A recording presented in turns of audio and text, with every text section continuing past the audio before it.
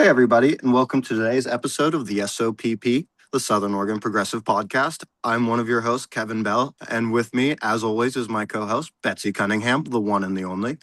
Today is a great discussion with one of our longtime viewer, kind of co-hosts. He comes on all the time. I can't say he's, like a regular guest. He puts in too much effort, dude. So Zach was going to be talking with us today about liberalism and some of the stuff that he's been doing on. So we're going to go through our introductions and go along with that. How about you, Zach? You want to introduce yourself first?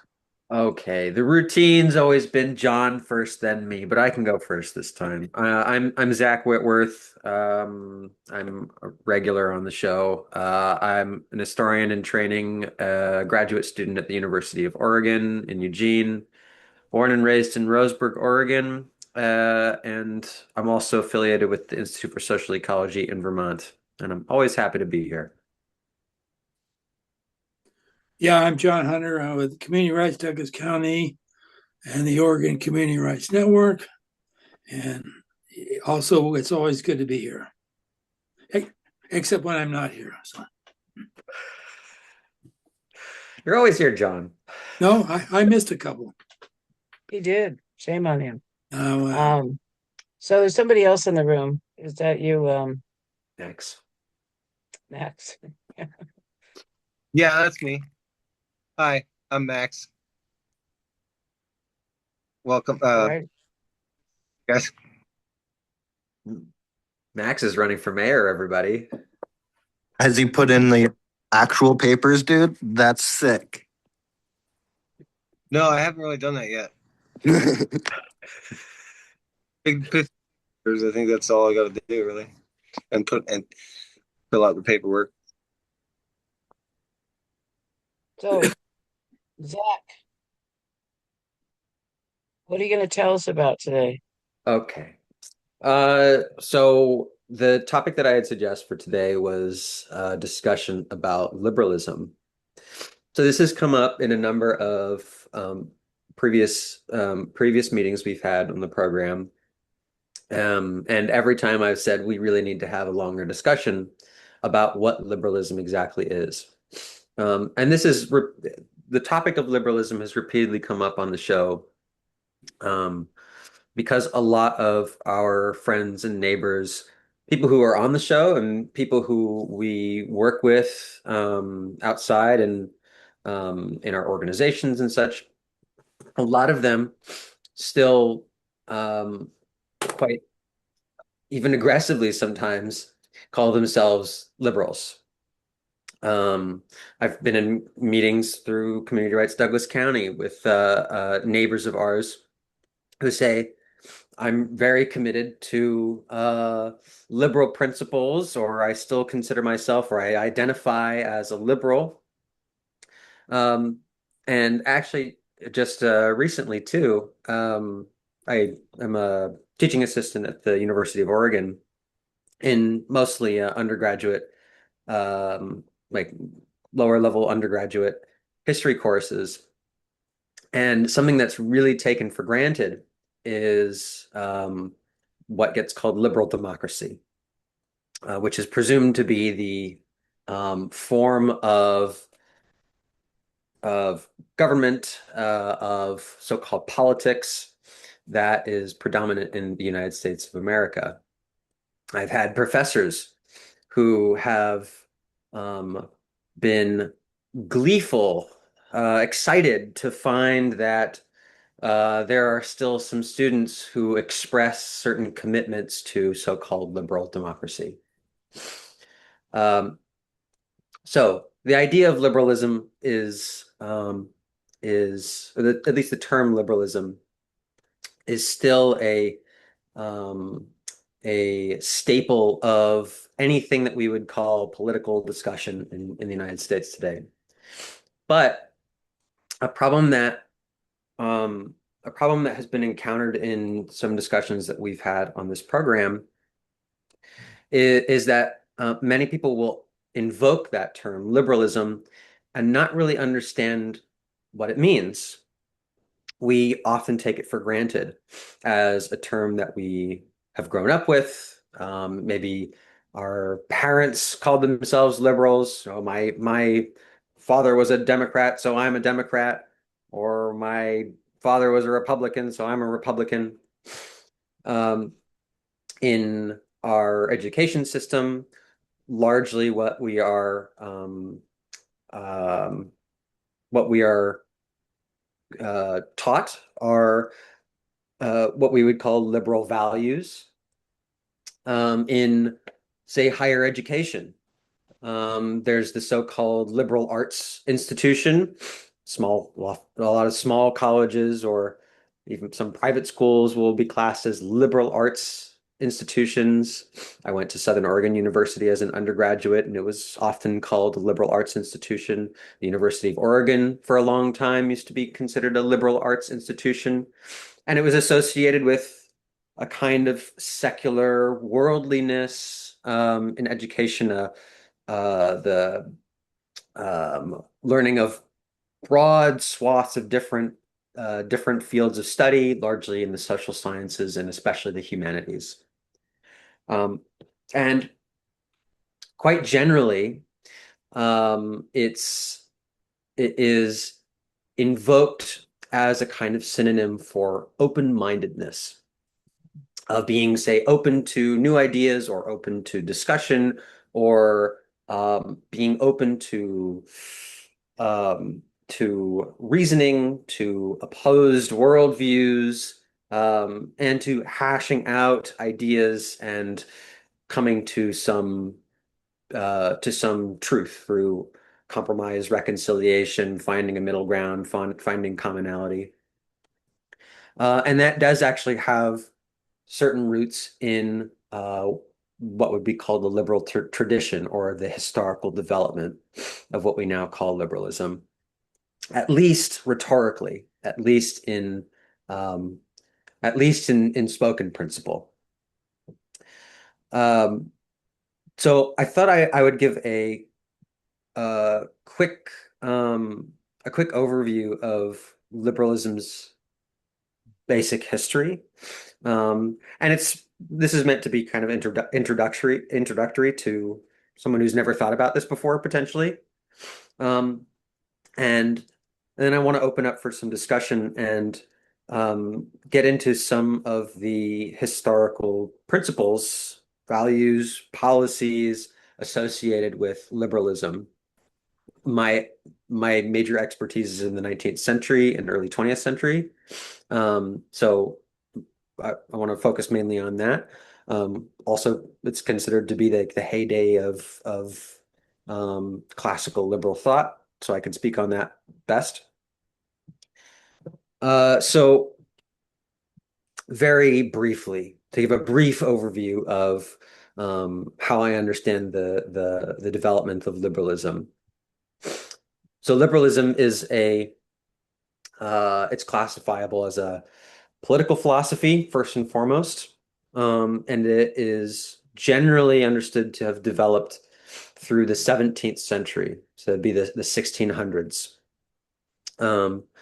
In philosophy, it's usually associated with figures like John Locke, certain ideas from Thomas Hobbes, British philosophers from that time period. And especially with Locke, it is premised on a concept of natural rights, so-called, big scare quotes. Those natural rights being life, liberty, and property. Two of the three being familiar to anyone who has read the United States' own Declaration of Independence. And property is somewhat implied in that Declaration of Independence. Anyway, it is also associated with, importantly, a concept in political science called social contract, which is to speak very generally about it, a notion that the governments, or actually better said, the states that we live within and find ourselves under the thumb of, at the mercy of, are bodies that we um, bodies that we relinquish our rights or freedoms to, in order for us to live in a sense, freer or more secure life. That it is in our interest to sign this imaginary contract, or presume that there is a signed imaginary contract, with the powers that rule over us, for our own benefit, for our own protection.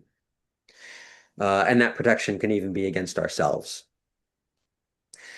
But importantly, liberalism is perhaps best understood as a product of the age of what we would call settler colonialism, especially since the British colonization of Northern Ireland in the early 17th century. And this is kind of a premise for the century in which these liberal ideas that are associated with philosophers like Locke and Hobbes are working in. It is associated with expansion also of capitalism in this period as well. The growing power of urban professionals, of merchants and financiers and other kinds of entrepreneurs in this period. And I'm mainly referring to Western Europe, but the spread of this is fairly global in this period. There are certain principles that are expressed during three key revolutions in the one being in the 17th century, the Glorious Revolution in England in 1688, and then the two that are much more well known to Americans, the American Revolution or the War of Independence in 1776, the end of the 18th century, and a few years later in France, the Great French Revolution of 1789. And those kinds of principles are cemented in some of the founding documents that we may be familiar with. The Declaration of Independence in the United States is one.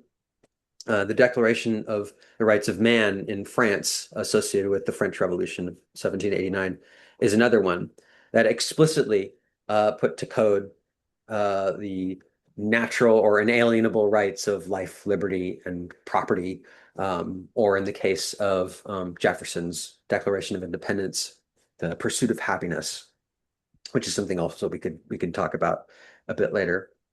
So not only is it associated with this development of increasing power of merchant and financial classes during these few hundred years, it's also associated with marketization in the 19th century.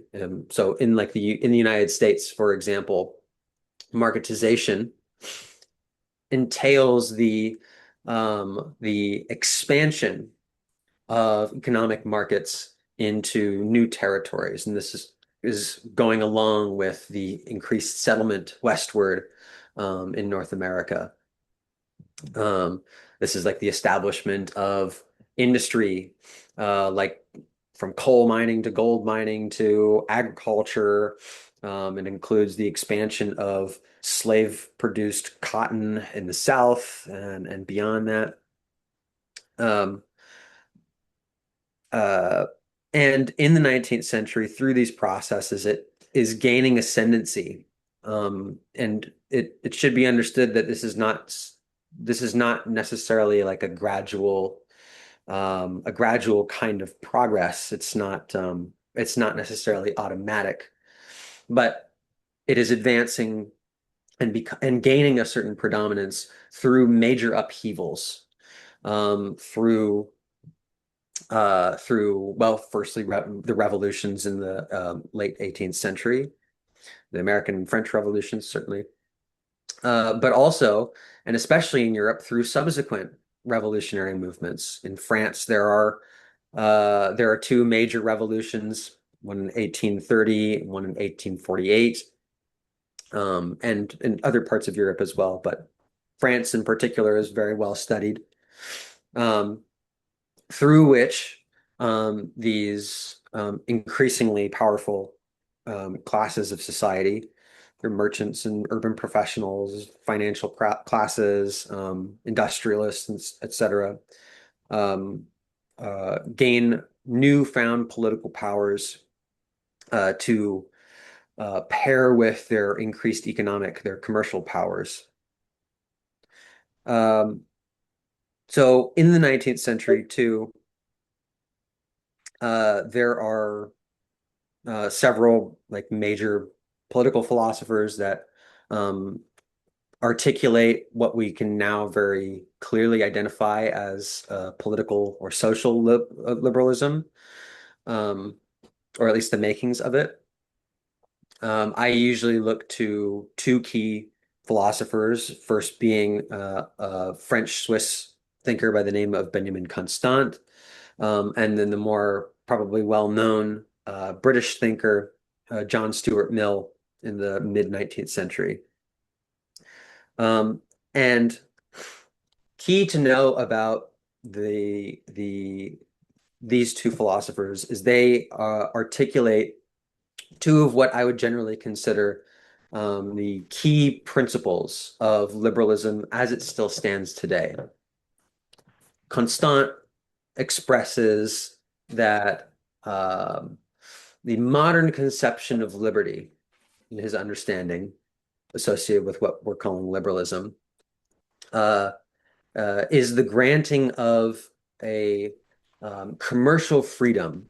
That's to say, a government should be guaranteeing the ability for any individual to buy and sell, to trade, to engage in commerce as they see fit. In our present day terms, it's to say the government should not be intervening in private affairs. The government should be protecting them, securing the possibility for private affairs, exchange, commerce, but it should be taking a step back and allowing commercial actors to do as they see fit. The second key idea, which is articulated by John Stuart Mill in 1859 in a famous text called On Liberty. The principle articulated is the necessity of protecting political minorities. So as to say, in political life, in say arenas of debate and decision making, no minority should be silenced effectively. Political minorities, and I don't necessarily mean, say, ethnic minorities as we generally think of minorities in this case, but say somebody who has a single individual in a political body who has a dissenting opinion, contrary to what the majority of people in this body think. Mill's key argument is that those political minorities need to be protected because they can potentially be correct. They might have the right idea and the majority does not. So key to understand is there's an insistence upon the autonomy, the liberty of the individual to do as they see fit in private life and in commerce being part of that private life in particular, and this protection of political minorities. Those two are, at least as I've seen it, what set the stage for what we might call liberal consensus of the 20th century. By 1950, and this is really solidified by the ending of the Second World War, there are public intellectuals, say in the United States, who are making the argument that there is no there is no alternative really being put forward in the United States and also Europe and elsewhere. Liberalism has taken hold to such a degree that everyone just accepts this as not just the status quo, but also the best of all political philosophies, or the set of principles that are best suitable to civilization, to human flourishing and such. And so any uh, any additions to that or alterations are merely variations on liberalism. And arguably, it is the case that through the 20th century and up until fairly recently, uh, liberalism has been the predominant tendency, not exactly a doctrine, but tendency in American political and social life. And it's very safe to ascribe liberalism in its tendency to both the mainstream political parties in the United States in the last 100 years, the Democratic Party and the Republican Party. So there is, that's to say that there's also some degree of correctness in critiques of the American party system being a uniparty system. That's to say that there aren't really two political parties, but they're just two different variations of one really unified single party.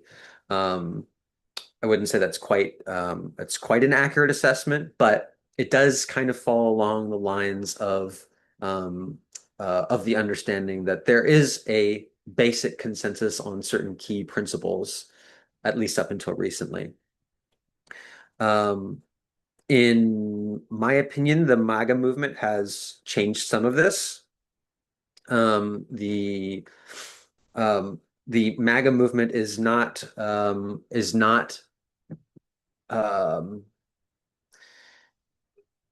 it may be it's still containing some key principles of that liberal tendency. Hard as that may be to see on the surface, but it does frame itself as being strictly an illiberal um, uh, an illiberal tendency attitude. So much so that there are public figures associated with it that flatly reject liberalism and embrace um, a embrace an inclination toward more sharply pre-modern philosophy. Interest in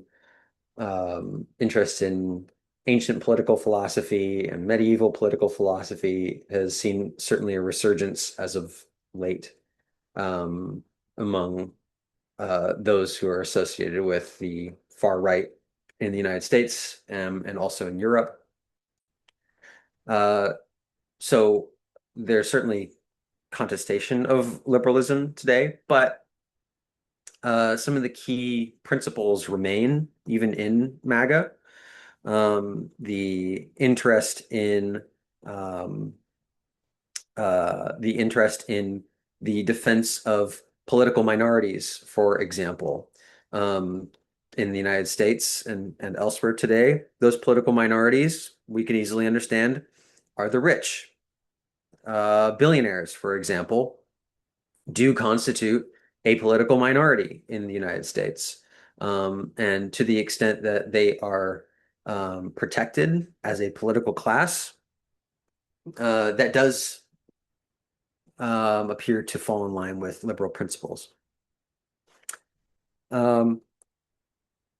I have a lot else that I think is worth talking about in terms of the expanded set of ideas that are associated with liberalism. I think it's worth stopping here for a pause um, for any interjections, questions, or thoughts from what's been said so far. Just a couple of things I was thinking about the origins of liberalism, right? That this was really more in line with that, like you said, the government, being out of the way, but the more modern social liberalism, became where the government became much more involved, right? And that became the demand. So, what does that really mean for right now? In regard to, even MAGA, you think about, some of that may be more the classical liberalism ideology, but it's also totalitarianism, right? Mm. That they believe that this, when you talk about going back to, ancient and feudal times, that's when, a few, ruled the world. hmm So, well, uh, feudal times, it's a hard thing to say. Anthropologists and historians will have to frequently point out that there are certain qualities of like the so-called medieval period, like between roughly 600 CE and say 1400 CE, which are often also called like the Dark Ages or um, times of like great illiteracy. Um, these are not just times when like kings are ruling and despots are ruling. This is also a period when there are actually markedly quite remarkable degrees of egalitarianism among various societies throughout the world, um, or more, what's the word? Not benign, but um, certainly less dangerous forms of hierarchy, even in parts of Europe, than had been seen in the previous like 1,000 years. Um, there are a lot of really interesting studies on the kinds of freedoms in this period. Uh, I think it's safer to say, and I would generally agree with the assessment of the historian Eric Hobsbawm that the 20th century in particular is arguably one of, if not the most uh, uh, markedly violent and cruel times in known human history.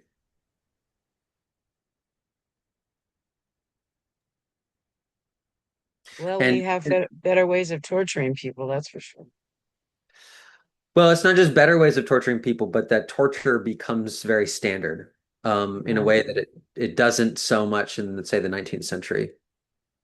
Even just within the span of 250 years, the quite striking turn in the 20th century toward increased use of torture, but also the prevalence of quite deliberate and systematic forms of genocide appear.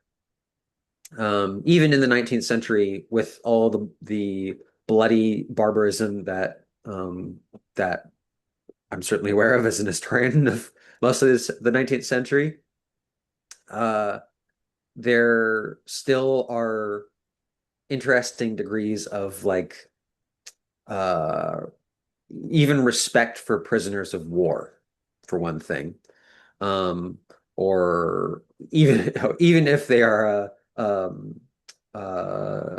in many instances made to perform like forced labor.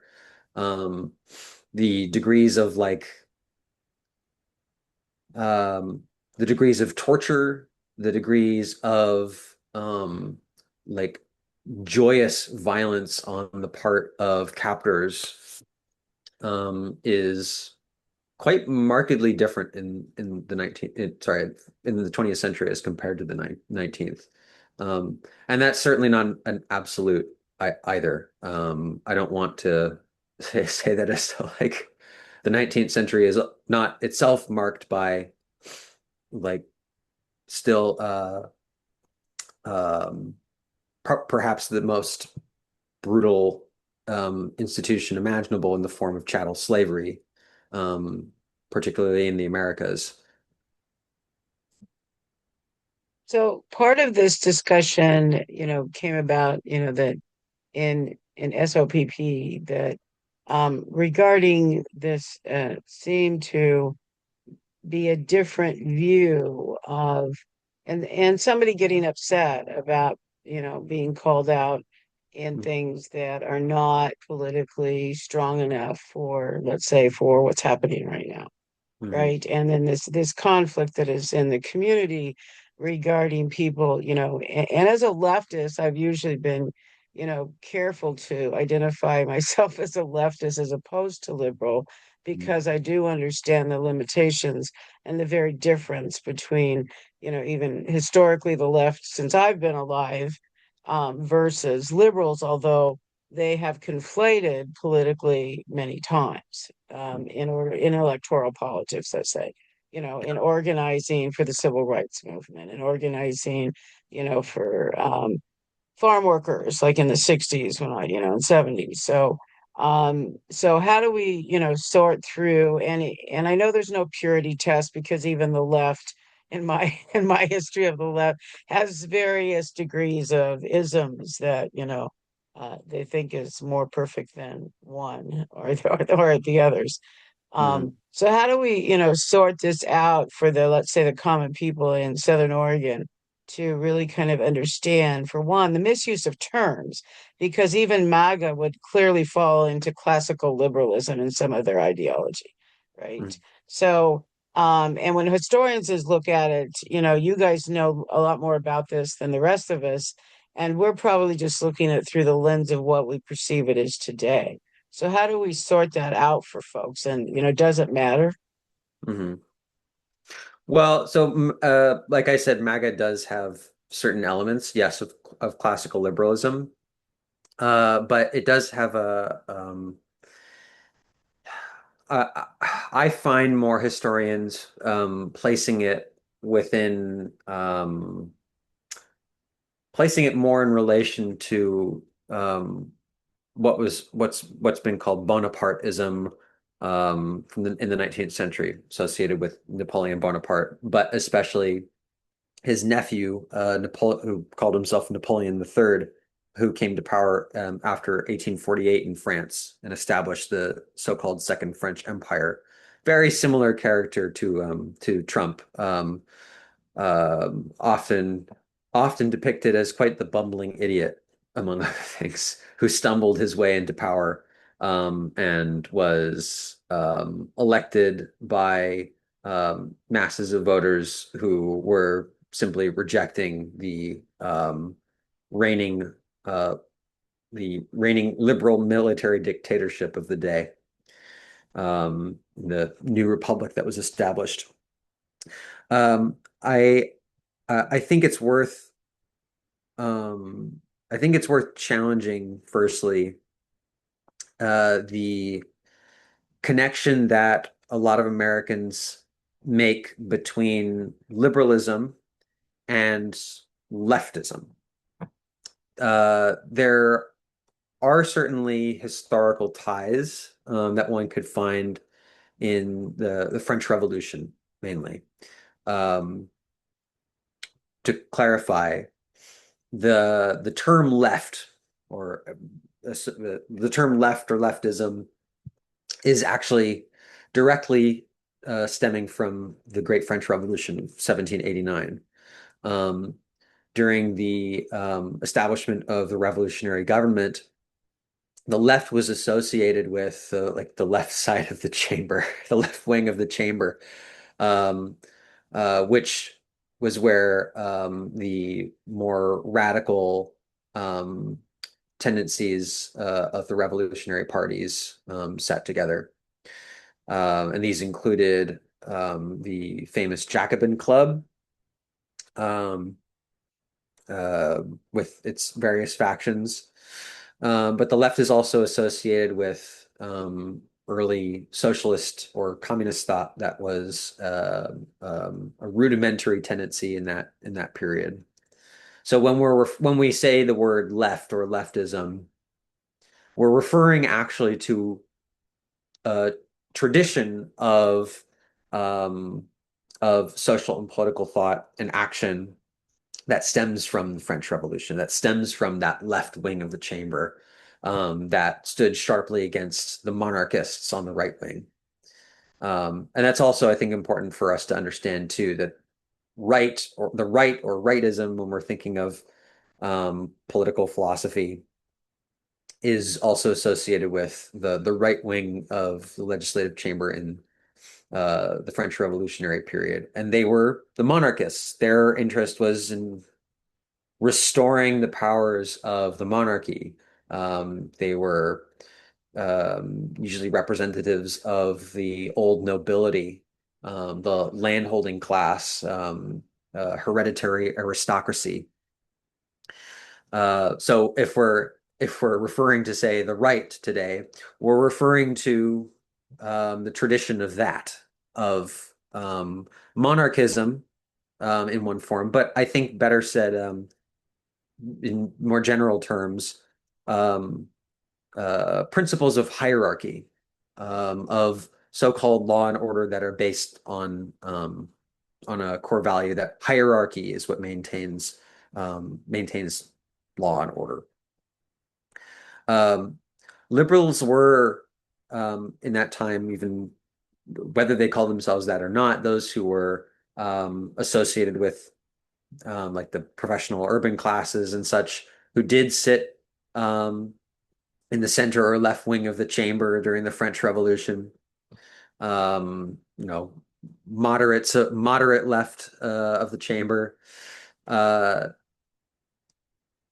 Yes, there are liberals associated with it, but the left in the 19th century really became more associated with the radical dimension of the French Revolution, and increasingly a rejection of capitalism, which was um, one of the key elements of the development of liberalism. It has to be understood that when we refer to liberalism, we are also at the same time referring to capitalism.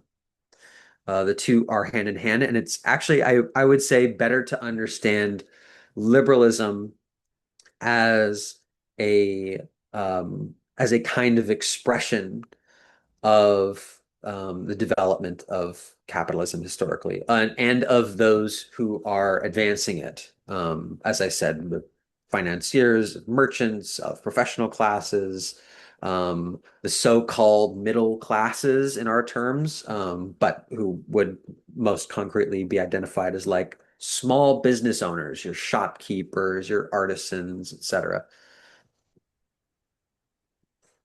And then we come to what, the 1980s, and start to hear the term neoliberal, Hmm. right? And the something that I, can accuse myself of as referring to some of my fellow Democrats, even locally, who tend to be, and that is that heavy tie to capitalism, right? That heavy tie to privatization, and really, what I call the Clinton's war on the poor with the Republican Congress. So how does that fit in these terms? And again, does that really matter either? I would say, does it matter?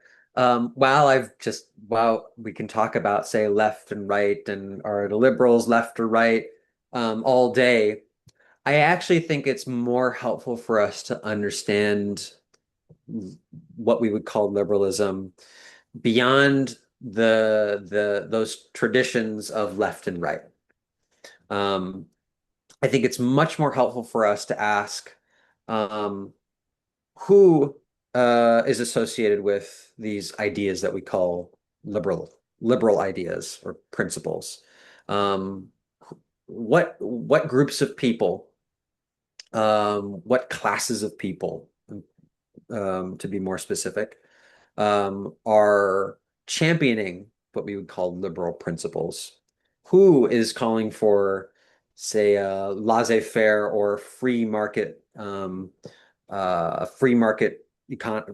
system, free market commerce, untethered by a government? Who is advocating for the protection, the defense of private property? Who is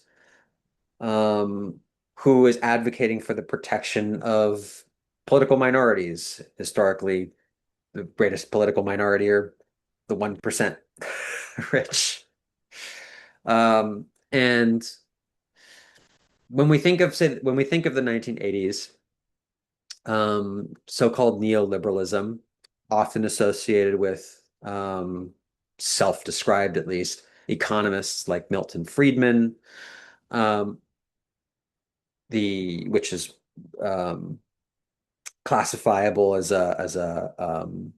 by its deregulating principles, privatization, the insistence that government needs to get out of the way, and leave even social services to the market, so-called market, to the private sector. That does actually have some meaning as in being called neoliberal. In many regards, it does actually harken back to key principles of classical liberalism. As I noted in the thought of, say, Benjamin Constant in the early 19th century, the key principle of a government needing to get out of the way to provide protection for commercial activity, private commercial activity, but not intervening in it, is fairly consistent. There's almost a kind of return to form, I suppose, in what we call neoliberalism. But it's also important to say that that principle is not absent from what you're calling social liberalism either. I would say that the key difference between the two is that classical liberalism, which has a kind of revival in neoliberalism of the last 50 years, is best definable by its interest in free markets, and freedom from government intervention. So protection of private commercial affairs, buying and selling however one wants, speculating, investing to one's heart's content. Whereas social liberalism, which is also a product of this tradition, but has more of a life in the 20th century, is better defined by a principle of equality of opportunity. So rather than say social equality, equality of opportunity means that it is the responsibility, say, of a government to provide protection to private commerce by yielding or providing the means to effectively strike it rich. It's a chance. It's a possibility to have business success, commercial success, to the chance to whatever, become a millionaire, to become a billionaire. And this is actually still expressed by politicians in Congress today. It was actually explicitly stated by Joe Biden during his term as president. His Build Back Better program was premised on the idea that it would provide equality of opportunity, or as you would otherwise say, to give everyone a fair shot. But it's got to be also said too that the equality of opportunity, as it's called, only provides opportunity. If that opportunity, so-called, is squandered, if it is missed, if it comes and goes and doesn't come again, then, well, the state's done all it can do. So at the same time as there is this notion of equality in it, it does actually allow for a justification of extreme even inequalities, of political inequality, of social inequality, of inequality of basic means of survival. It assumes, so insofar as everybody is assumed to have equality of opportunity in a system that is defined by social liberalism, it assumes then that if somebody is living in poverty, say if somebody's homeless, it's not that they haven't had opportunity, but that they've squandered that opportunity, which is to say it's their fault that they're poor, or their fault that they're homeless. It's their fault that they're starving and living in squalor. That comes with social liberalism. And I think that's kind of the issue that, I brought up the book, The Virtue Quarters, a few times, and really looking at that um, professional managerial class, that has, particularly in social services, has a heavy number of liberals, people who, are even call themselves progressive, but I don't even know if I want to go down that particular road of that term today. But, that is kind of the moral judgment that seems to be made in these policies, right? And the limited amount of money, like, to that here you can get yourself on your feet if you have no job, no housing, we'll put you like even the labor camp here, the city had placed a 30-day, no more than 30-day stay limitation on it. Now they go around that, but the reality is that there's no way anybody's going to, you know transition out of homelessness who's been there for a while in 30 days. Mm-hmm. Yeah, and this is also why critics of liberalism in the 19th century um, usually usually targeted this notion of equality that is even present in so-called social liberalism today. That is like legal equality or political equality. You have if you're one person, you have one vote, right? At least in No, theory. but Uh, or except for the president, right? well, if you're one person, you have one vote. Like this is also say this is also the principle of say the anti-apartheid movement in South Africa in the late 20th Yeah. century. Like this is the principle that we want to institute through new political system that's fair to all. One person, one vote. That's to say that each individual or each citizen in the society is equal in the eyes of the law. And that's also the case, say, in the legal system. In the court system, that's the supposed premise. Everybody is equal before the eyes of the law. Justice is blind. Justice is blind, right?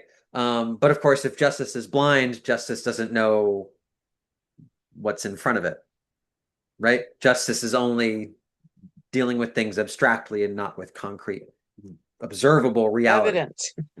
With yeah, the one of the I think best one of the best critiques that's like a one-liner was from the French author Anatole France, that went something like, rich and poor are both forbidden from sleeping under the bridges by the river. Yeah. And of course, the point is that, well, the rich don't need to sleep under the bridge by the river, but the poor do.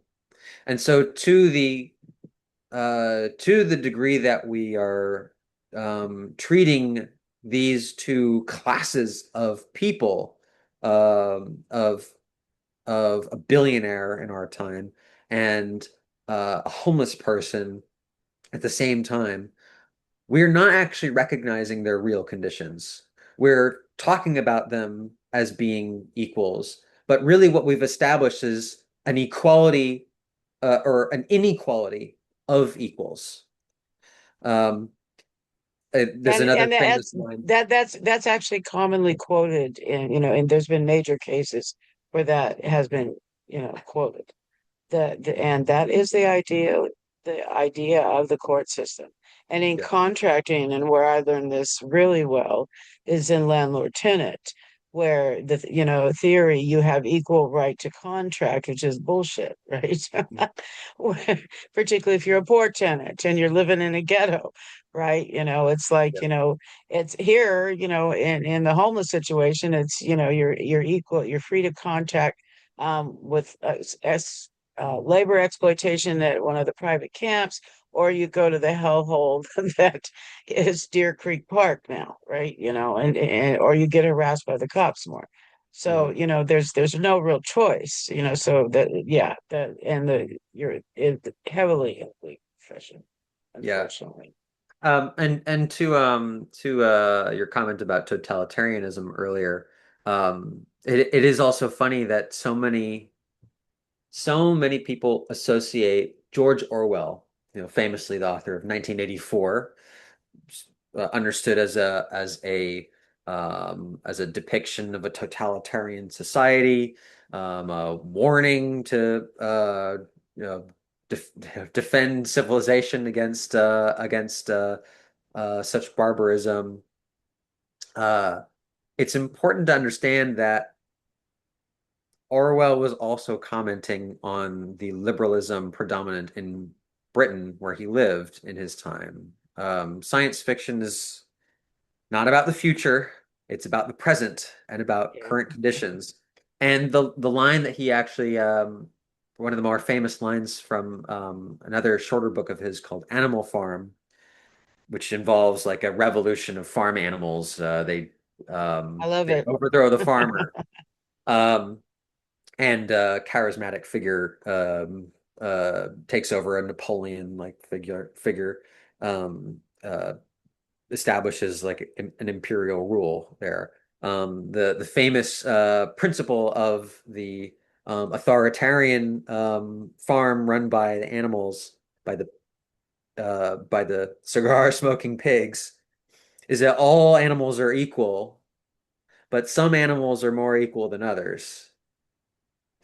And that itself we have to understand as a first and foremost for Orwell as a critique of the status quo in his time, of liberalism in Britain and liberalism today in the United States, or if not today, as it has been for the last 100 or more years.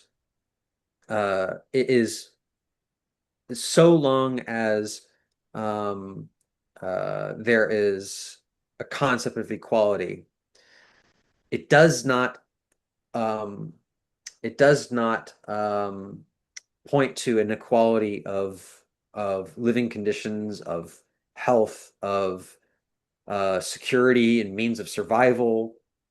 It is only an abstracted equality in the eyes of the law.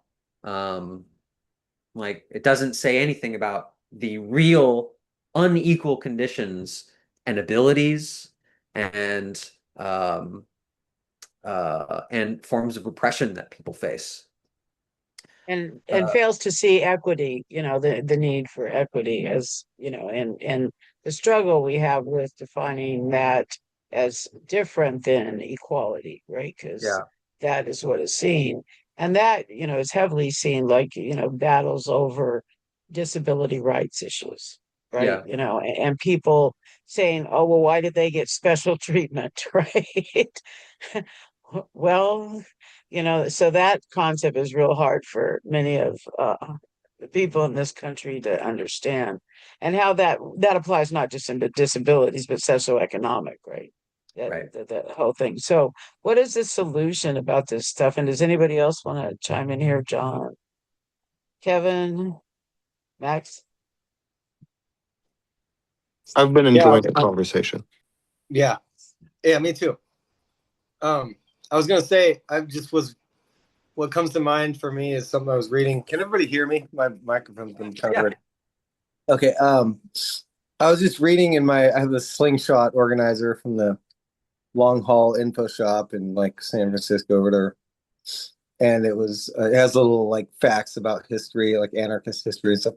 And it mentioned something about like the 17th century. And it's funny, you said liberalism kind of came from the 17th century, or that seems like, I think that's what you said. It was like formed around then.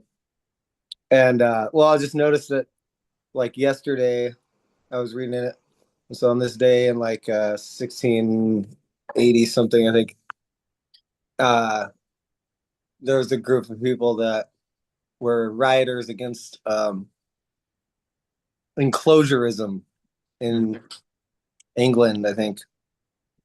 And they played a soccer game to kind of mask the fact that they were destroying the landowners' ditches that they were building. And I was like, what is this? So I looked it up on Google or whatever, and I found out, oh, okay, so the enclosurism was like the ruling class kind of enclosing off some of the more public spaces where people found their livelihood, like in the forests and stuff. And I don't know anything about this, so I was just kind of reading it, and I was going to check in with you about it, Zach, as the historian in the room. But it was kind of interesting, like enclosurism. I was like, what the hell is that? But I was just thinking, oh, because we were playing soccer. I was playing soccer with my kid, and I was just like, hey, this is interesting. They use the soccer game as a kind of a guise for like, okay, now we're gonna fill in this ditch or whatever that they were building to try to enclose and keep people out of the public space. And so there was revolutionaries back then, and like rioters, I guess they're called, in this little excerpt in this book I was reading. So anyway, when you said the 18th century or 16th, 17th century. Yeah. Anyway, and then the other thing I was reading from this other book about journalism was like how, yeah, the right might say, certain demographic should be stripped of all its rights. And then the left, as we call it here, or the liberals in our mainstream political thing, would say like, well, maybe some of the rights should be, or like maybe we'll just, and then so the center would be like, then most of the people's rights would be stripped. And so it's like this really skewed version of politics nowadays, and something I argued with my dad a lot about ever since like before Bernie Sanders was like, really the Democrats, because my dad's like really into being a Democrat and stuff. They're kind of just helping the far right, and like the far right kind of like acts like they don't like the liberals and the Democrats, but really they're helping. I mean, it kind of aids the situation to try to push it further that way. And then so like Donald Trump, will say, oh, the leftist violent radicals or whatever, and he's really, just kind of like writing off everything that's not on the right, but they're still using those liberal and neoliberal kind of ideologies to just bolster their whole situation. Anyway, I just thought that was just stuff I was thinking about while you're talking, and I appreciate the conversation. Yeah, the enclosures are a key development in and a bit earlier too than the 17th century, but they're best known from the 17th century. The enclosure or the really fencing off and privatizing of common lands that, yes, like English peasants relied on for basic means of survival. Um, this was then applied, of course, directly to North America as well during the settlement of not just the eastern seaboard, but all the way to the west coast. Enclosure is what comes along the way. Even in Oregon too, when settlers arrive, enclosure is a given by the 19th century. Um, and the first thing that many settlers do is start putting up their fences, closing off what we would call common lands that people relied on for sustenance for perhaps thousands of years. And also then impede the ability for pre-colonial societies who had been here to survive. On the Democratic Party too, something that's often taken for granted is that the Democratic Party is opposed to the Republican Party, or it's best classifiable as a opposition party. That isn't really the case, especially if we want to think about it in relation to the Trump regime presently of MAGA. It's better understood as a precursory and preparatory political organization that has built the very tools, the very apparatuses that the Trump regime is now using. And it's not that the Democratic Party itself did not use the technologies of violence and techniques of violence that it built over, generations upon generations. For example, ICE, which was established under the George W. Bush regime as a part of the Department of Homeland Security. It's certainly not defunded by Obama. In fact, it was expanded by Obama. And today we see the results of that. The expansion of these agencies of brutality are used for brutality, whether by Obama's regime or by those after him. And it's almost laughable to hear members of the Democratic Party, politicians of the Democratic Party, speaking in Congress about how, well, we need ICE to be reformed, and ICE agents should be trained better. Like, they're still committed to this institution, even as it is abducting our neighbors and installing them in concentration camps, if not exiling them from the country. And the reality is that the exploitation of that labor force is for capitalism. And I was involved in when they passed the Simpson-Mazzoli Act and gave immigration, people who'd been here 10 years could get a green card, right? They would legitimize their presence here. And when you looked at who hired them, right? Who hired them? I mean, it's exactly what it is, exploitation. But the Simpson-Mazzoli went into effect, and when I was doing the work, it was in the 1980s. But after Reagan, and you had George Bush the first, but then you had Clinton, and all that period of time, there's really never been a major effort to do anything even like that, and that wasn't a fix. That was a temporary Band-Aid, and it was all talk about, well, we're going to address it. But as long as capitalism wants to exploit this labor, this is the demand. I mean, here really we may be in that point of, at some point soon, more people recognizing, the extent of which folks from elsewhere who are exploited have supported, their luxury, you Yeah. know. Well, here's where I want to pose the biggest challenge of the evening.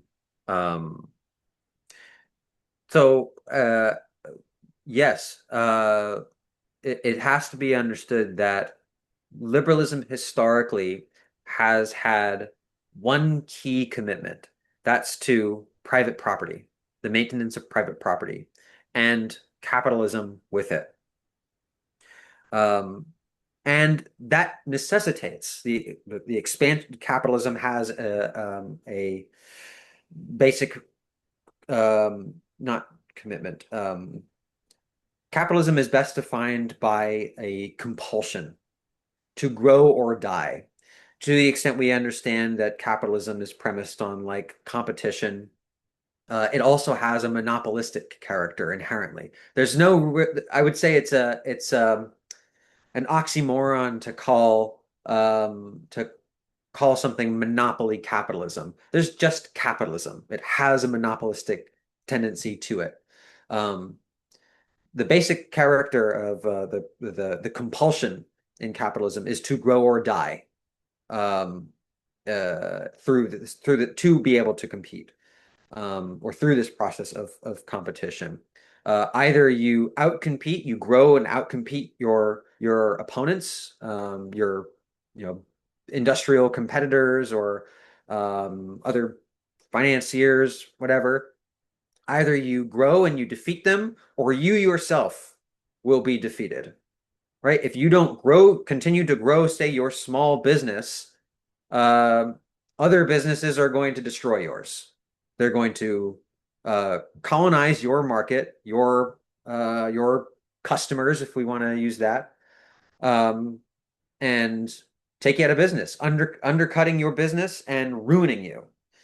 So grow or die is the principle there. And what that necessitates then is continued expansion into any sphere of life you could possibly imagine. That could be geographic, but it can also be into like the intimate areas of one's personal life or the people's personal lives.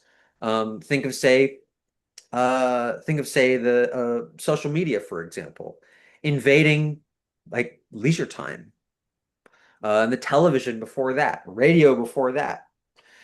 Um, with all of the merits that these technologies do have, they do have a kind of colonizing character to them. And that can be devastating um, to not just the quality of our lives, but also to our very existence. These kinds of things also threaten ecology. Um, I'm in great part a student of Russian history, particularly late Russian imperial history, so late 19th century, early 20th century. And something that's quite notable in this period between 1861, there's a decree by the Tsar. The country was largely defined, empire was largely defined by its large peasant population, many of whom were in conditions of serfdom, a kind of unfree labor, like arguably a kind of slavery. In 1861, serfs are emancipated from this, but are expected to compensate their landlords with what was called a redemption payment. And they're also increasingly subject to taxation, especially with failed wars against Japan and other disasters. The state's largely running on European credit, and the state needs to pay back in interest the loans that it's taken out. to fund its basic operations, its bureaucracy that's increasingly bloated, and is paying for these through taxing the peasantry. Capitalists from France, England, and elsewhere are beginning to encroach into ever greater areas of the Russian countryside in this period. And it places such extreme burdens on the majority of the population, of the peasantry, that increasingly peasants are unable to even stockpile food for the winter. They're having to give up their grain as taxation. They are increasingly in debt to landlords and to foreign creditors. To survive, they're also having to take out loans from money lenders, and they then are in ridiculous debt and are effectively working as debt peons.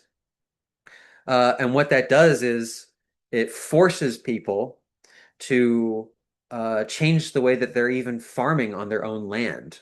Their practices of subsistence farming, how they would even feed themselves. There are turns to like cash cropping, which exhausts the soil and worsens conditions for famines. And that does happen, and people starve. So there's also an ecological dimension to this advancement of capitalism during this period that is very much a continued threat all across the world as capitalism has continued to expand and encroach and create markets in virtually every corner of the planet. And liberalism is committed to that effectively. In being committed to capitalism, in being committed to its basis in property relations, and the hierarchies that are associated with that, it proves itself not just to be destructive, but also it transforms what we would call the Democratic Party in the United States into a misnomer. Because liberalism is basically anti-democratic then. It's anti-political for one thing, but especially anti-democratic, to the degree that it holds this principle of equality. As we said earlier, it does not deal with real material inequalities of unequal ability, of unequal means of survival. And in doing so, it actually disables the possibility for any kind of real democracy. I get really angry when anyone refers to our present form of statecraft as liberal democracy. There's no such thing as liberal democracy. There's liberalism and there's democracy, but together they're meaningless. One cancels out the other. So how do we change, how do we lead that dialogue here locally? And what do we do? Because we've also talked a lot about, citizens assemblies and, trying to make an impact locally. That's what the People's Homeless Commission, is kind of really focused on. And we talked about that in other arenas, but how do we make that practical for living here in our part of the world? Well, I would say for our part of the world, support the People's Homeless Commission.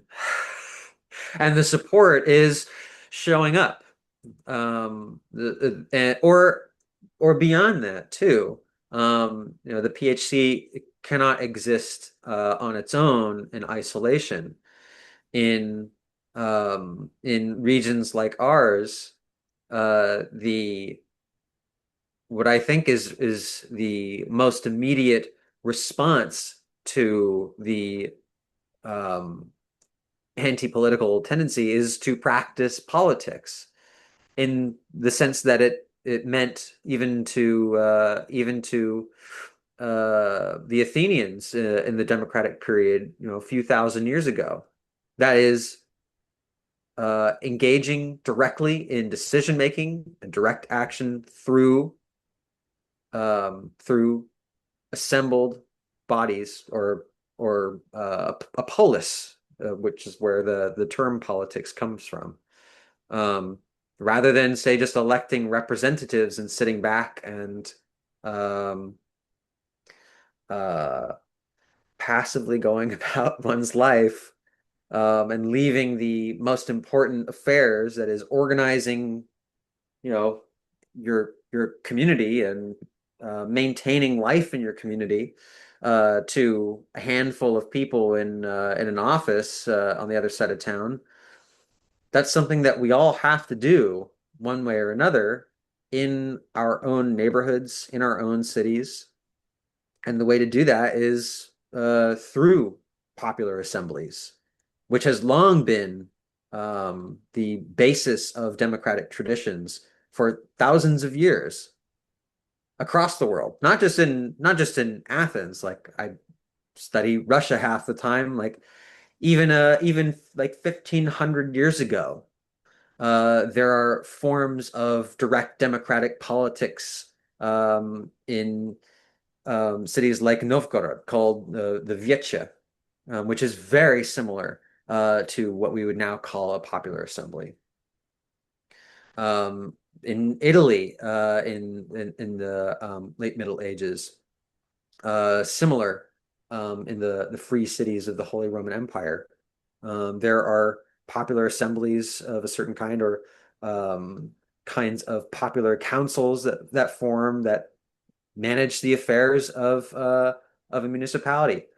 In the French Revolution, for example, after 1789, cities like Paris are really run by what were called the sections, which cropped up in virtually every neighborhood in the city. And sometimes these were just assemblies of like 10 neighbors, who then sent delegates to the Central National Assembly. But these are the bodies that actually um, managed, maintained their immediate communities. And in the United States, we have a similar tradition. In New England, the town meeting system, pioneered in places like Massachusetts and Vermont, were the basis for waging the American Revolution. Even in the years prior to 1776, it was kind of taken for granted that every little town, um, every every rural community had a town meeting. Sometimes they would be meeting at like the local church, and they would make decisions together directly, pertaining to like what needed to get done in the community. And they would elect and send a delegate who could be revoked if they wanted to. If they were not doing a good job, they would send a delegate to higher assemblies. Massachusetts, for example, had a provincial assembly, and this was still in the colonial period, under the British Empire. And these similarly would act as decision-making bodies, and send delegates back who could be communicators from town meeting to a larger provincial assembly. This is a kind of American tradition that has long been forgotten, and I also think is worth understanding in contrast to the post-U.S. Constitution so-called politics, that we now find to be the standard across much of the country.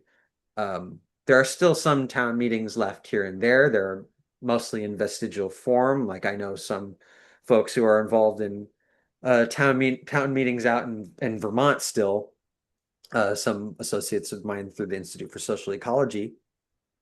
But they're still around, and they do still make decisions. So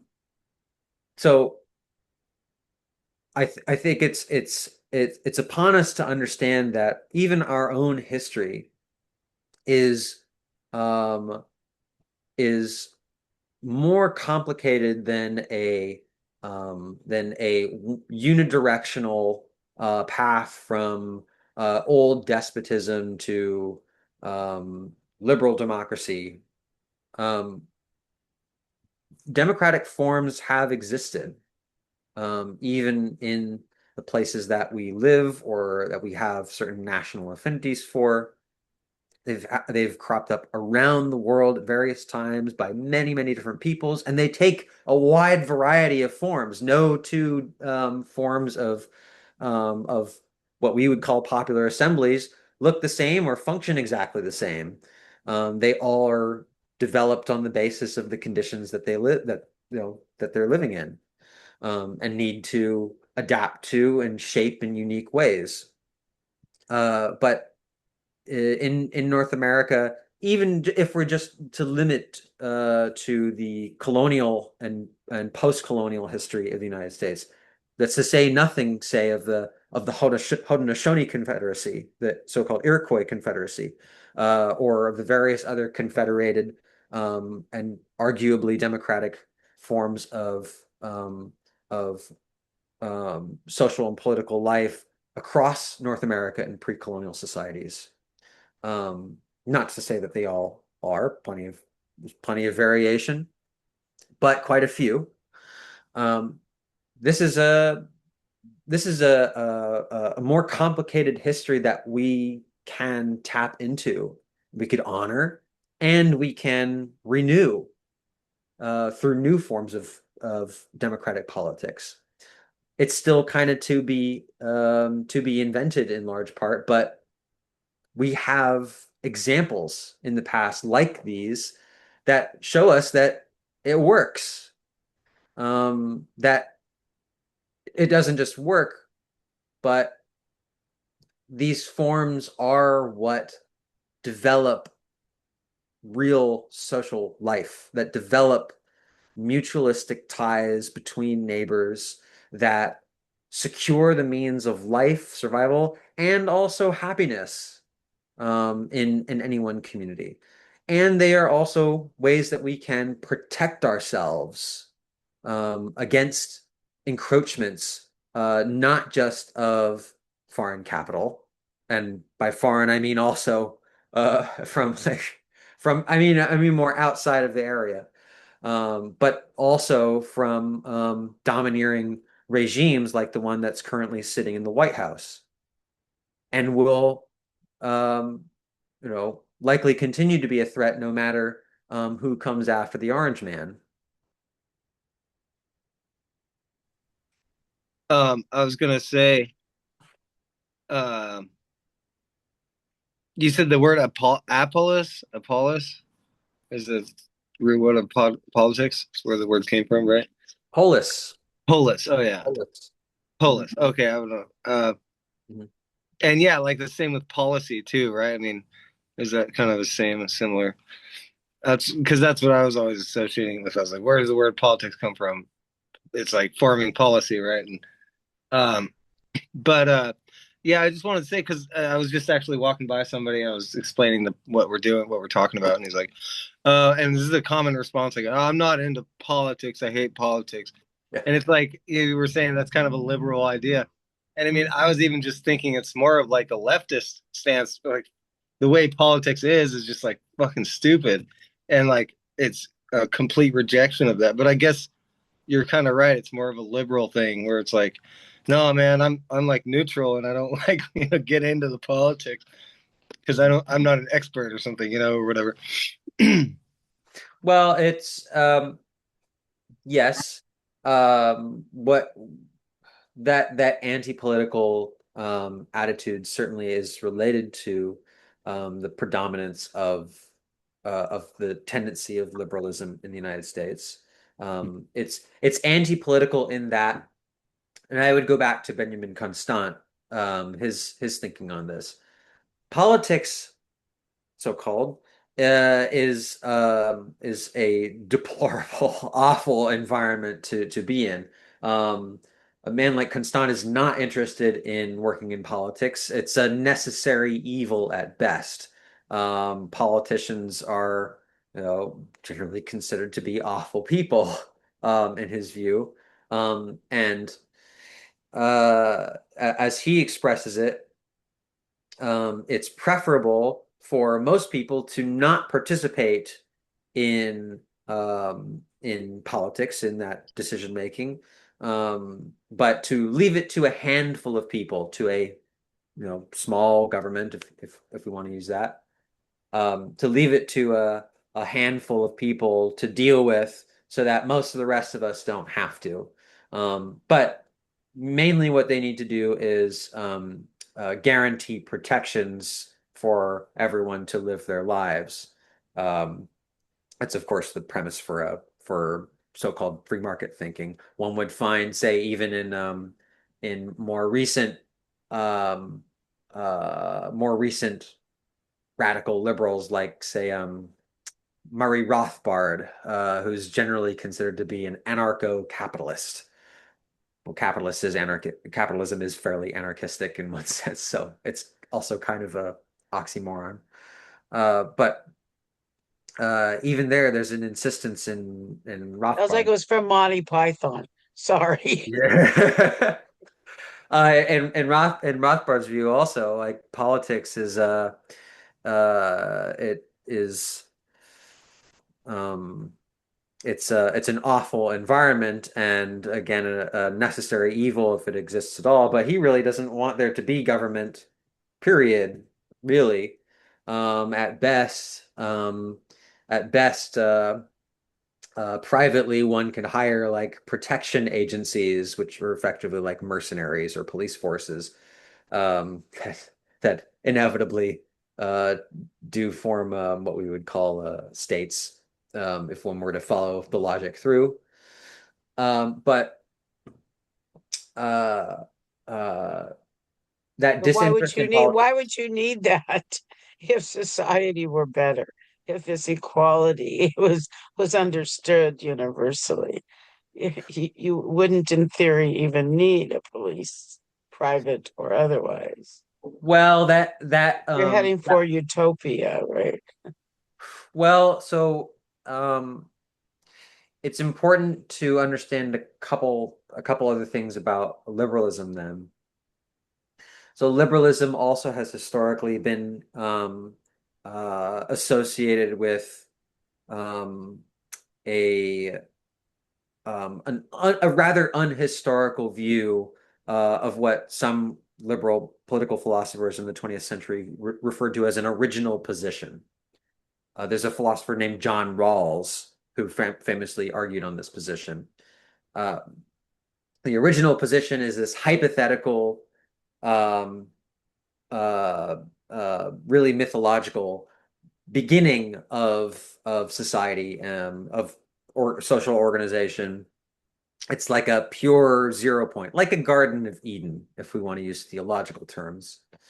And in this original position, a form of government is hashed out between people who want like mutual protection from each other, who want basic securities, and they devise what we would now call a state, or that's defined by like military and police force. They're giving up certain liberties that they have, living in the jungle, I guess, um, relinquishing them so that they can live more harmoniously.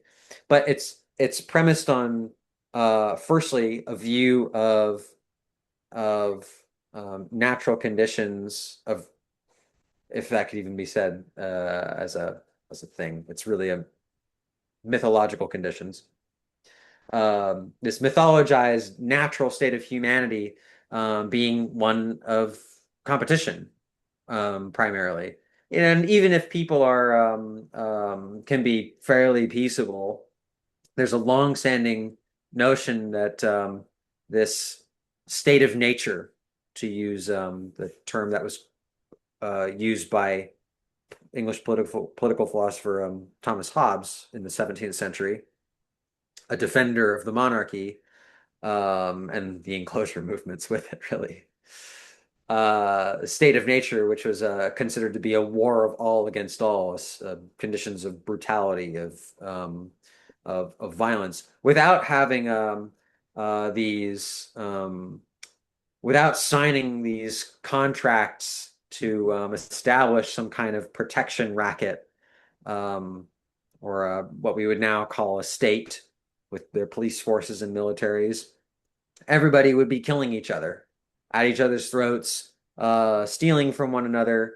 So having these forms of protection is a necessity in order to live harmoniously.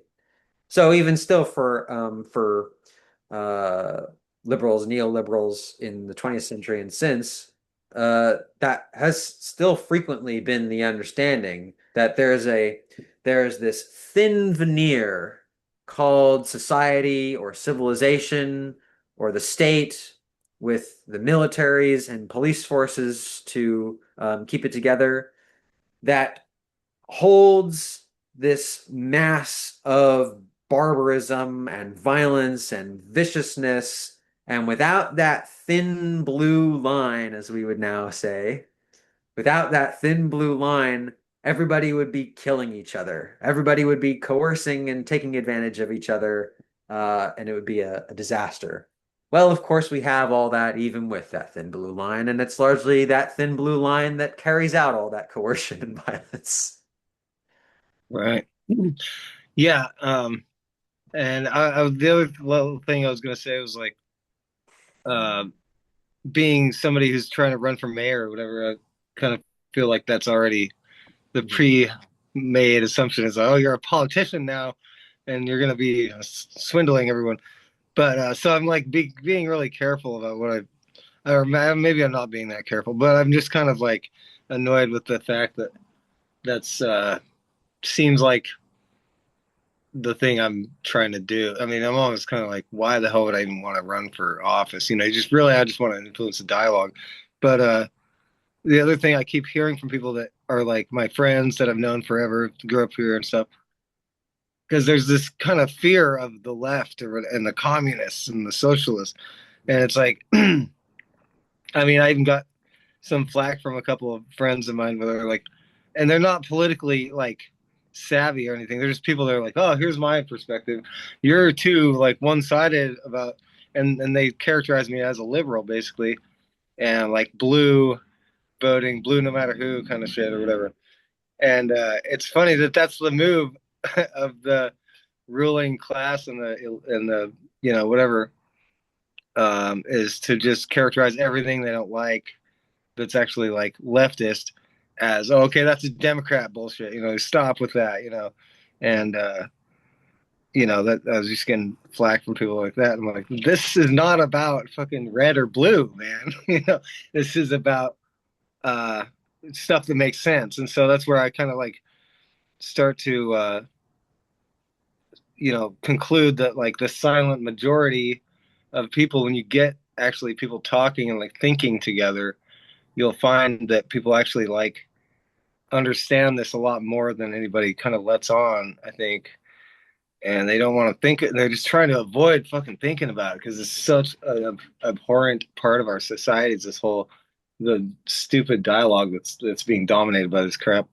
And so, while the majority shouldn't necessarily always be the winner or whatever, it does tend to be. I think the majority of people get it more, even if they like identify as a Republican or whatever the hell it is. We all kind of believe that, okay, the police shouldn't go and, nab people and, abuse people like you're saying. And we shouldn't have this like crazy, ridiculous shit going on, I guess.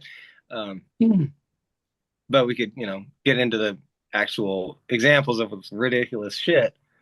But it's like pretty obvious. Like, we don't want a bunch of empty buildings. We don't want to see people wasting away in the street. We don't want the cops to be constantly harassing the most vulnerable and, disenfranchised people. And so it's largely based on this whole collective feeling of disenfranchisement. Like, we're already screwed. Stop trying to rock the boat or whatever. We're fucked. Okay, it's over.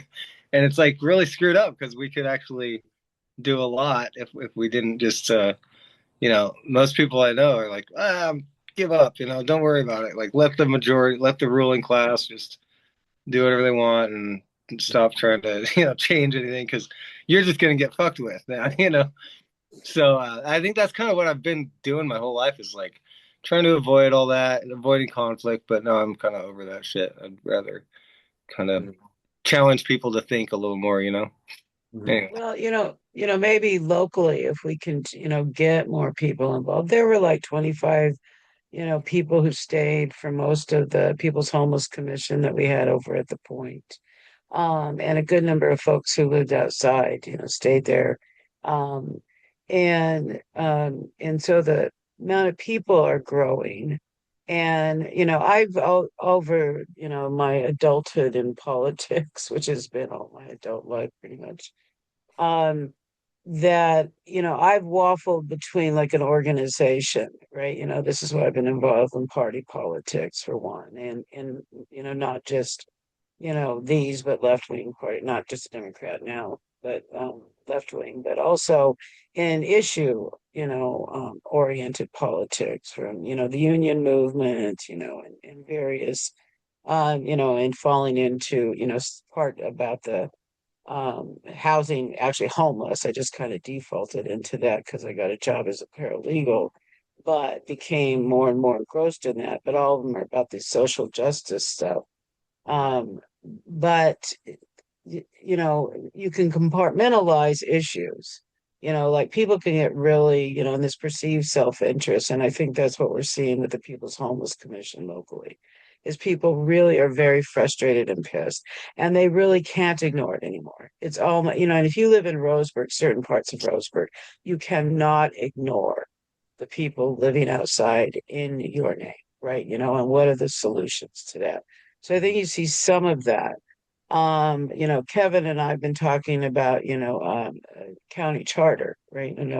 And using the same kind of model of, going around the county with these, and trying to organize people's commissions to kind of dialogue about this. Because the other thing that really I realized in trying to make change, that if you don't educate the general public, they're going to be the people at showing up at City Hall to stop, a homeless camp. So, you have to do that, and I think that so maybe the strategy that we can use going forward is this, citizens assembly, the more issue oriented stuff.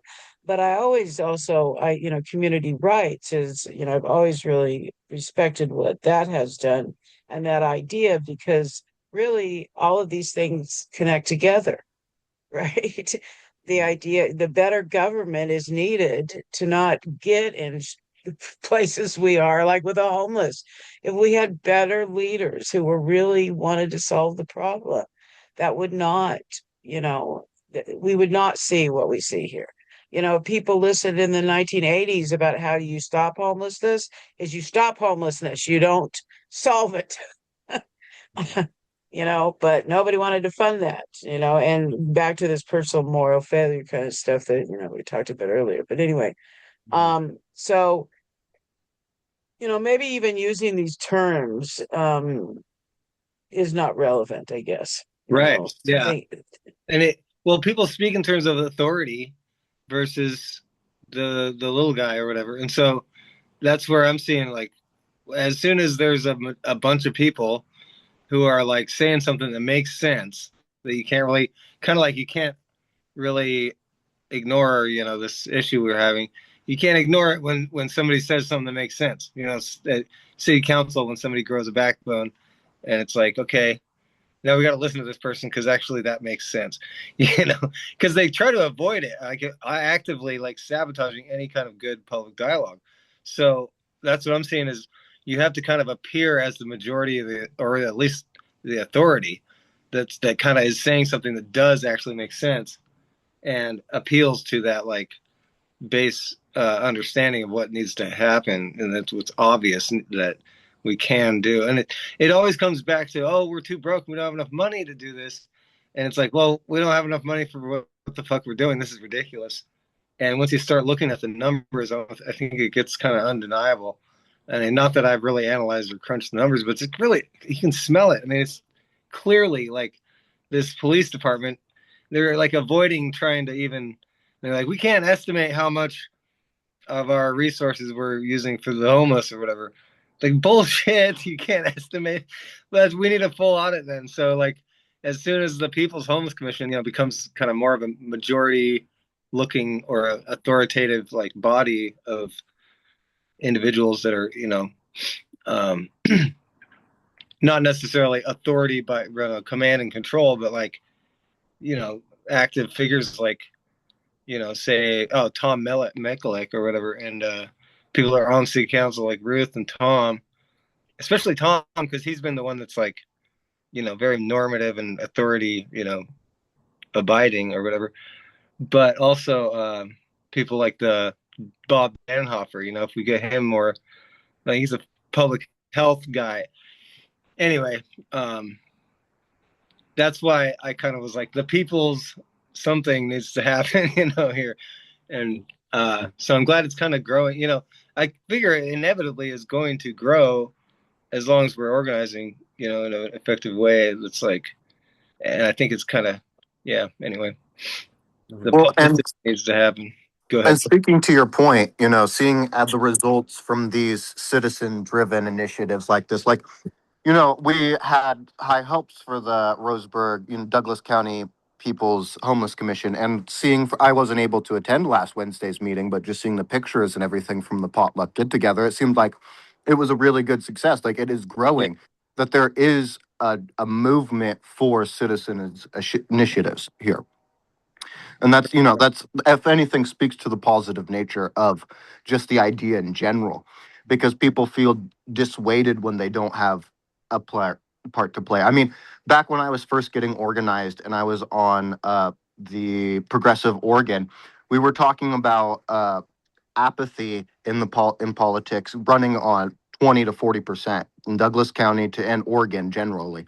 So I mean, it's no wonder we have those numbers when people don't feel connected, and it just is just another example of what people can do to get connected. Mhm. It should. I also want to stress too that like these forms themselves are they develop power by people being in the room together or at the table together.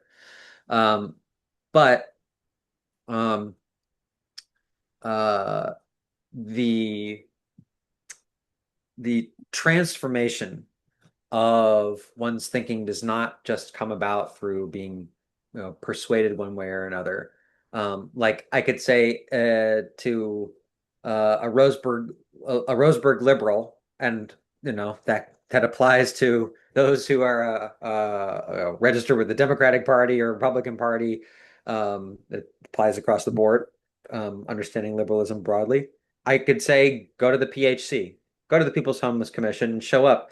And somebody like that could actually derail it, very possibly,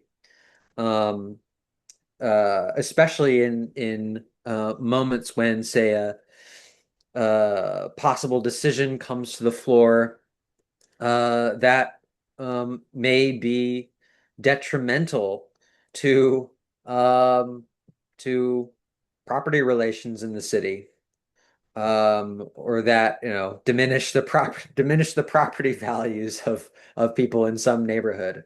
That could certainly be uh, that could certainly bring vicious animosity, and it often has historically, um, when those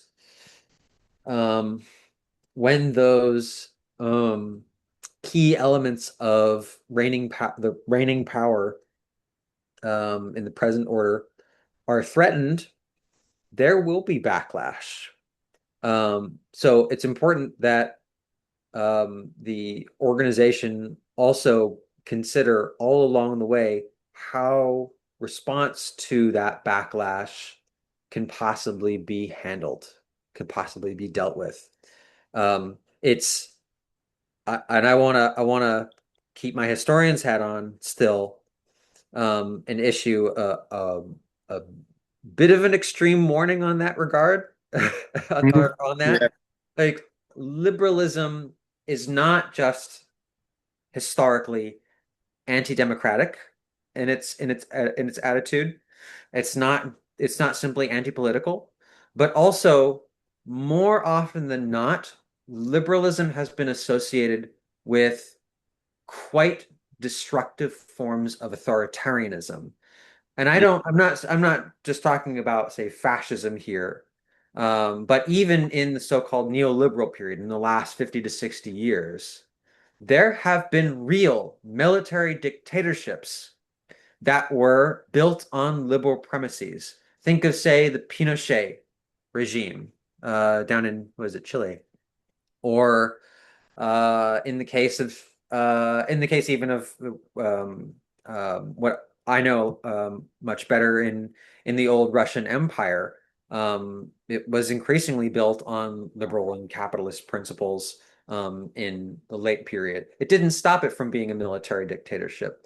In 1848 in France, too, a popular revolution established a provincial government that was run by liberals. And the way that they secured their power was by placing a military general in the position as a dictator to crack down on dissenters, on further demonstrations that were pressing for further revolution, for like the abolition of private property, for one thing. Uh, so uh, We just have to make sure we get rid of Larry Rich in November, right? That we get a better alternative than Larry, so he doesn't become the king of Roseburg.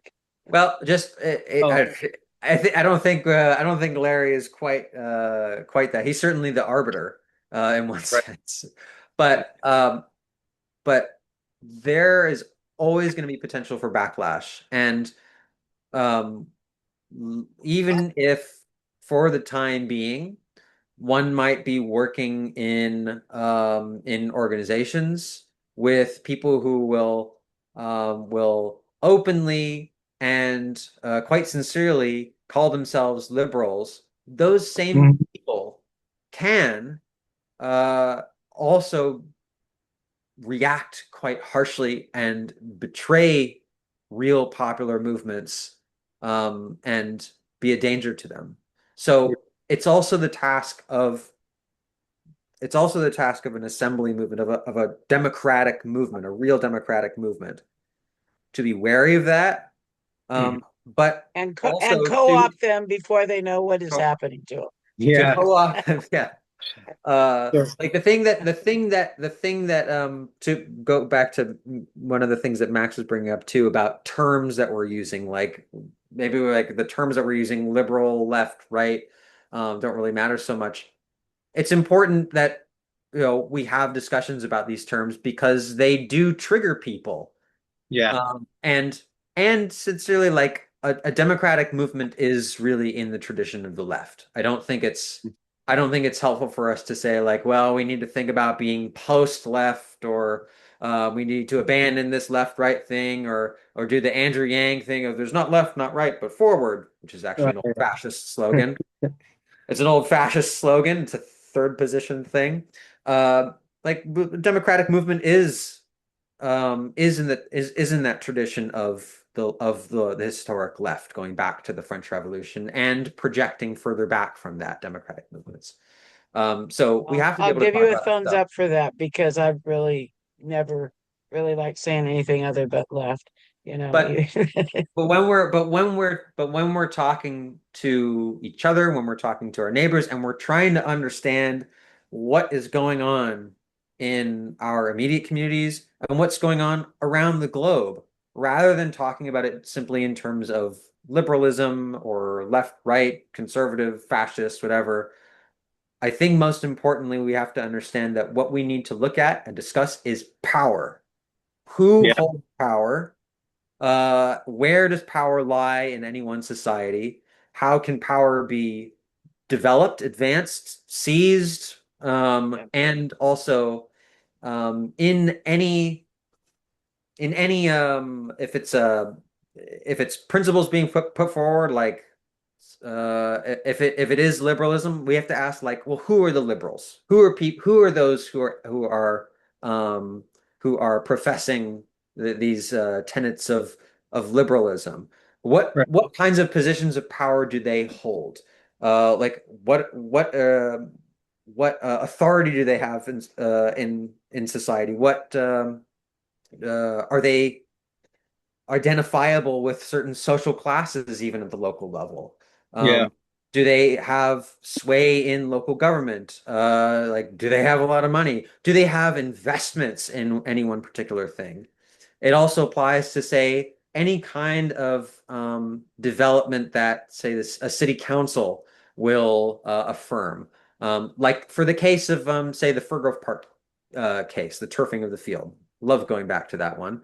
It's talked about as an investment opportunity. We're bringing in, outside investors, which is to say, we're bringing in outside capital and serving interests of finance capital from beyond the area, or local industrial capital in the area, like construction companies and real estate companies and all this, local Sports. finance guys.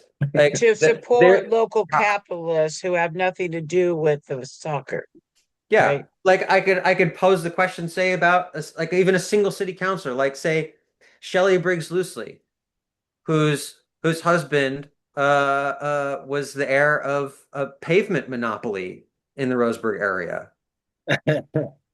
Right. Like, like is the interest is, I don't know, I don't know their current holdings now, but like that company was sold off to Knife River Materials, which is also basically still a monopoly on basically any paving contract in the area.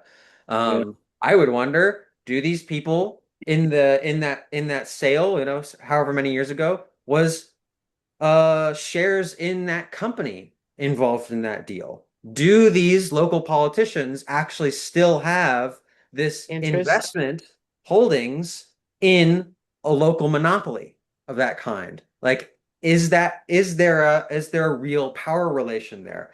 Is an ordinance that's being passed actually to the commercial advantage or investing advantage of those who are making those ordinances, or who are pressing city councilors or county commissioners to make certain laws? Well, and Always and comes what in. financial interest regarding the loose lease, one of the things they do have is real estate development interests. Mhm. They have an independent business when I did some looking into them, but it is one of the things that I put on my bucket list. Yeah. Is to really start looking. And I've actually suggested that in other groups that, start connecting the dots to, who's in power and who owns what.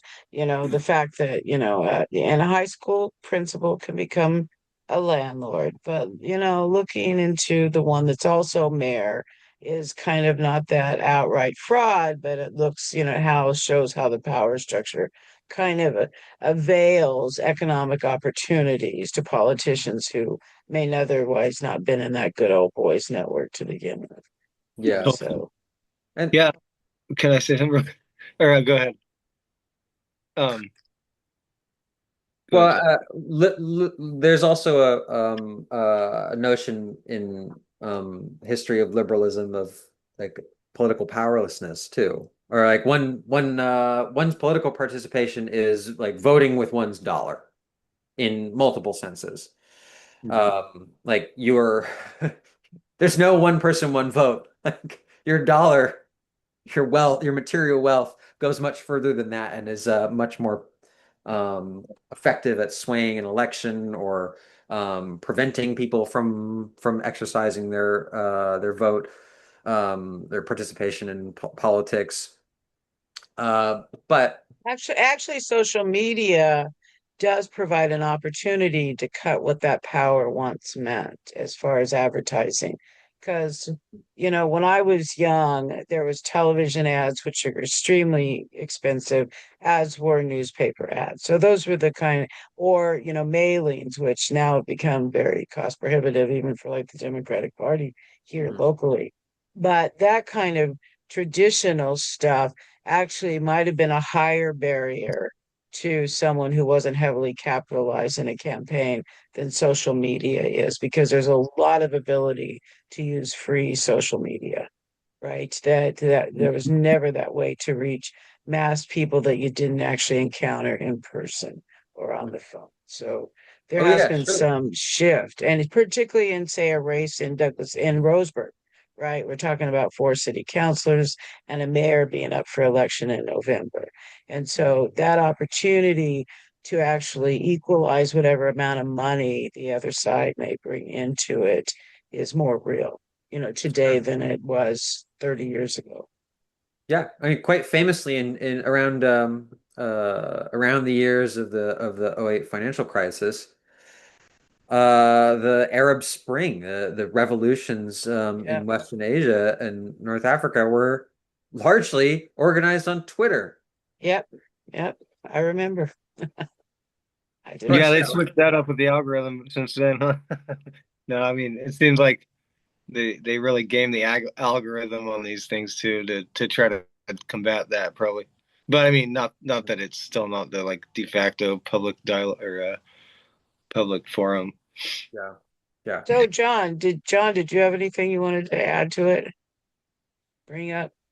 No, I was just, we had it just, we were talking about, the mayor and everything. And we were discussing it at our Zoom meeting on community rights. And I asked a simple question. It was, Zach could not answer it because he was born in 1996 and Larry Rich has been mayor since 1998. I asked a simple question. Does anybody know who was the mayor of Roseburg before Larry Rich? Oh God, did you find out? I think it was Lois Allen. Oh, we should check Man, that out. I didn't live in Roseburg, so I didn't really pay as much attention to who Yeah, was the it's, mayor. but it's, I don't I know. mean, That you stop me. it's really kind of scary when you can ask a question like that and Yeah, nobody knows. Well, maybe there should be another answer. Maybe next year, we'll say, here's the new different, it'll be a different mayor, and we can say, who was the mayor before them? Have an Yeah. easier question. Well, as I was saying the other night, I remember when Larry Rich was running and people were excited. It's like, oh boy, it'd be good to get somebody new in there. Patrick Starnes. Patrick Starnes. I told him, I said, now I know who to blame. Patrick Yeah. Starnes was heavily involved in helping Larry get elected the first time really? because he was, yeah, yeah. What? Well, Damn it. Well, Well, he I think that also, he was the more so progressive, if you will. right, but I mean, it's still just the city manager that's in charge. I mean, and Nah, say something, right? No, well, it seems nah, like, but like, nah. It's not. it's the real They're estate. the administrative person, and frankly, even the current one and the former one, who is worse. Yeah, um, they have influence and can heavily influence, but push comes to shove, the party political machine controls, right. who these players are.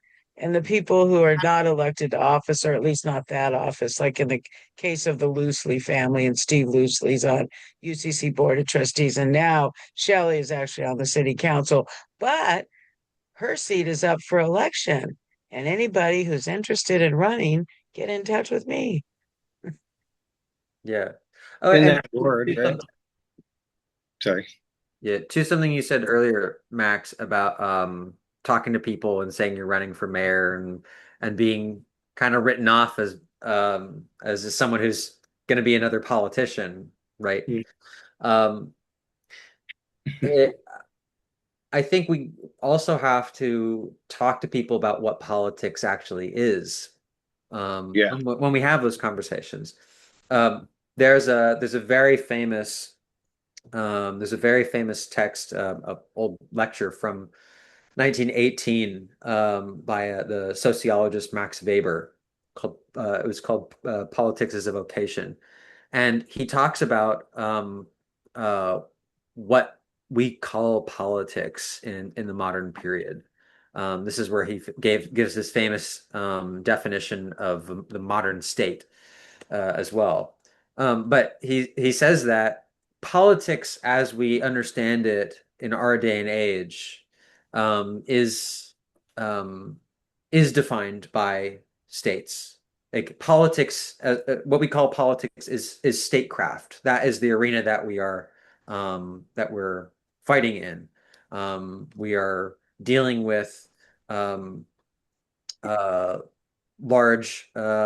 We're dealing with um, monopolistic military forces, effectively. That's not his exact definition. I'm just paraphrasing. Um, so when we talk about politics, this is kind of implicit in that. Like when I say politics, or I'm referring to like anything political or politicians, I'm actually mostly referring to statesmen. I'm referring to people who are entering into the controlling, pulling the levers of this massive apparatus that we call the state, um, which is uh, definitionally dominating. It is defined best by its military might and its military legitimacy in the eyes of the population and other states. But that's not it's not politics in the same sense that it was in the democratic tradition, going back even to ancient Athens. In Athens, in the classical period, when it was a de facto, or when it originated the term democracy, they were not, say, electing representatives that they're giving their power over to rule over them. At best, they might elect certain delegates or administrators or draw lots to be in certain roles of administration or leadership. But for virtually everything, the decision making came down to the citizens themselves. Of course, this was limited to property owning male citizens. But even with that limitation, it's still historically remarkable for what it was. Um, I think we have to clarify to any of our fellow Americans that we have to rethink what we mean by politics. Is politics just statecraft? Is politics just taking the reins of the apparatus of nuclear violence at this point? Or can we understand that politics, properly said, is democratic, is based on discourse and argumentation in good spirit, and involvement in the management of one's own community together with one's neighbors. A politician too, say if you're a mayor, also I think would importantly need to be tied to the popular organizations that are being built at the same time. To run, say, as mayor or as a city councilor on one's own perpetuates that highly individualized conception of politics. Like, person who's elected is very intelligent, could be a great leader, but also has a implicitly a condescending character. Like, being elected means that they're just better than everybody else, which is not really the case. I think that if it's a mayoral election or a similar campaign for a city councilor, potentially, one needs to remain connected to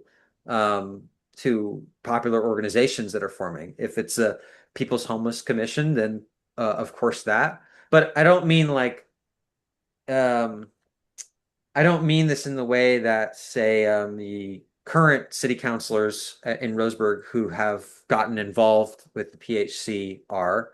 in that they've already been elected, and are coming down to earth to talk to people and participate in this. But I mean that if you want to run in a way that is not just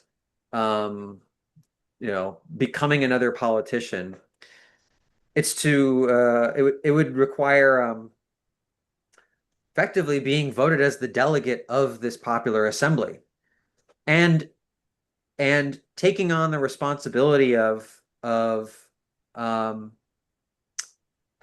having imposed on oneself certain restrictions that any other elected member or non-elected member of that city council or a similar existing governing body abides by.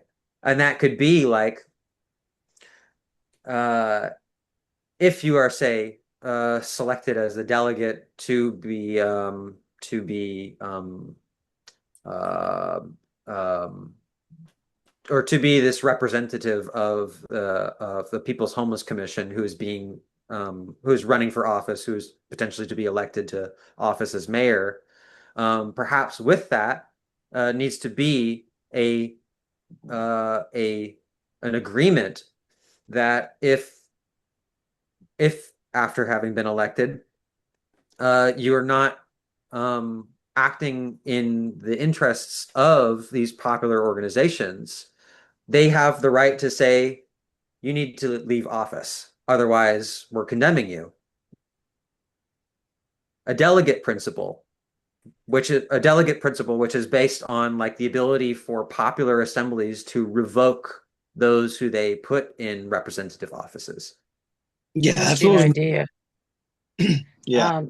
Because if you're a mayor or a city councilor, but like we need to build a popular democratic movement in not just this city, but any other.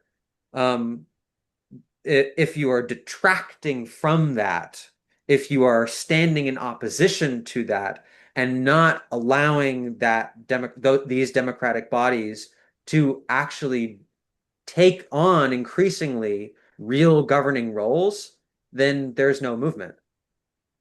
Right. Yeah, that's a very good concept, and one that's probably could be, we're going to delve into some other time maybe, because we are past the 2 hour mark. And so Everybody thank listening is you. asleep.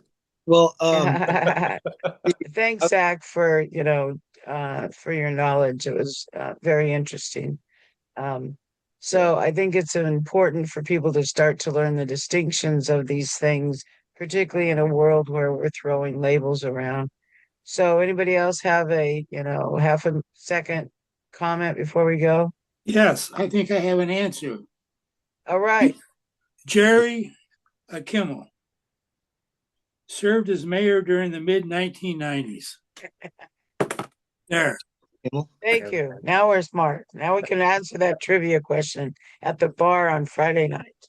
I don't know that they do trivia. I don't go to bars on Friday night. Well, Zach can use it in his campaign. That's All right. Anybody else? Kevin. I think he's speechless. I had to unmute myself is what I had to do. I was sending a text to my mom. Oh, no, I'm fine for tonight. And I really appreciate Zach for coming on and all the thoughtful conversations we've been having. All right. Yes, thanks, Zach. I got some other ideas that I'll just put them in the comments or something. But I was going to say, like, if you're for our viewers at home, congratulations if you made it this far through it, and welcome to the conversation. And I was going to do like a closing musical interlude, if that's okay. It depends on what it is. So no, it's not okay.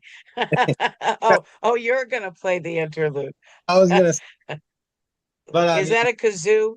Is that a kazoo?